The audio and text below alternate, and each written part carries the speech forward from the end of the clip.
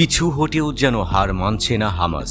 এত সহজে ফিলিস্তিনের এই গোষ্ঠী হাল ছাড়বে বলে মনে হচ্ছে না।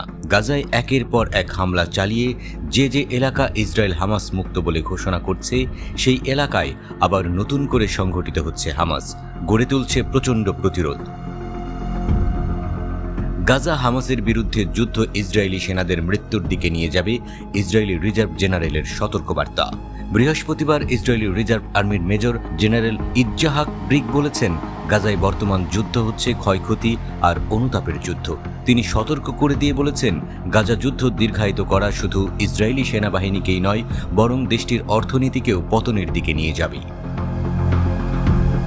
ইসরায়েলি সম্প্রচারকারী চ্যানেল 13-এর সাথে কথা বলার সময় ব্রিক জানিয়েছেন, ইসরায়েলি সেনাবাহিনীর অবিলম্বে পুনর্বাসন প্রয়োজন এবং স্থলবাহিনীর সংখ্যা বাড়ানোর জরুরি প্রয়োজন রয়েছে। যুদ্ধ দীর্ঘায়িত হওয়ার ক্ষেত্রে সেনাবাহিনী এবং ইসরায়েলি অর্থনীতির পতনের দিকে পরিচালিত করার কারণগুলিকে সম্বোধন করে ব্রিক জানিয়েছেন, গাজায় বর্তমানে সৈন্যদের প্রতিস্থাপনের জন্য সৈন্য নেই, আবার আন্তর্জাতিক অঙ্গন থেকে বিচ্ছিন্ন হয়ে পড়ছে ইসরায়েল, যে কারণে দেশটি শ্রমিক সংকটে ভুগছে। নেসেট সদস্য অ্যামিট লেভি বলেছেন, হামাসের 24টি ব্রিগেডই গাজায় উপস্থিত রয়েছে এবং তাদের একটিও ধ্বংস হয়নি। লেভি চ্যানেল 14কে বলেছেন, হামাসের স্থিতিস্থাপকতা ছাড়াও ইসলামী জিহাদ আন্দোলনও সক্রিয় রয়ে গেছে। তারা আমাদের কাছে মিথ্যা বলেছে যে হামাসকে নির্মূল করা হয়েছে। রাফা অভিযানের পর থেকে একইভাবে লড়াই হচ্ছে গাজার উত্তর অঞ্চলে। ইসরায়েল একের পর এক অভিযান চালিয়ে গাজার একটি এলাকায় ঘোষণা করছে হামাস যোদ্ধামুক্ত হিসেবে, কিন্তু তা বেশি সময়ের জন্য স্থায়ী হচ্ছে না। রয়টার্সের মতে ইসরায়েলি সৈন্যরা গাজার পুরনো যুদ্ধক্ষেত্রে ফিরে আসার সাথে সাথে গাজায় চলমান ইসরায়েলি যুদ্ধের উদ্দেশ্য সম্পর্কে ক্রমবর্ধমান সন্দেহ তৈরি হয়েছে, আর এই সময়েই নতুন এই বিবৃতিগুলো এসেছে।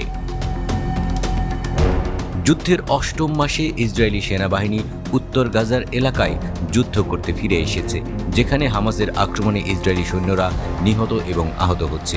অথচ তেল আবিব সরকার দাবি করেছিল এই অঞ্চল থেকে হামাসকে নির্মূল করা হয়েছে।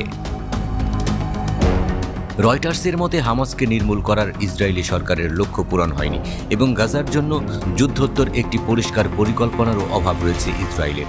ইসরায়েলি সেনাবাহিনী ঘোষণা করেছে যে গাজার জাবালিয়া শরণার্থী শিবিরে 35তম প্যারাট্রুপার্স ব্রিগেডের 202তম ব্যাটালিয়নের 5 জন ইসরায়েলি সেনা নিহত হয়েছে এবং আরও 8 জন আহত হয়েছে। ফিলিস্তিনি প্রতিরোধের যোদ্ধারা জাবালিয়ায় একটি ভবনে আগেই বিস্ফোরক বেঁধে ফাঁদ তৈরি করে, এরপর বিস্ফোরণে ইসরায়েলি সেনারা নিহত হয়।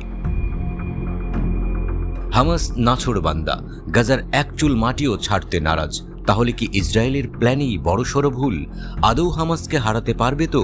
প্রশ্ন পশ্চিমা নেতাদের মনে।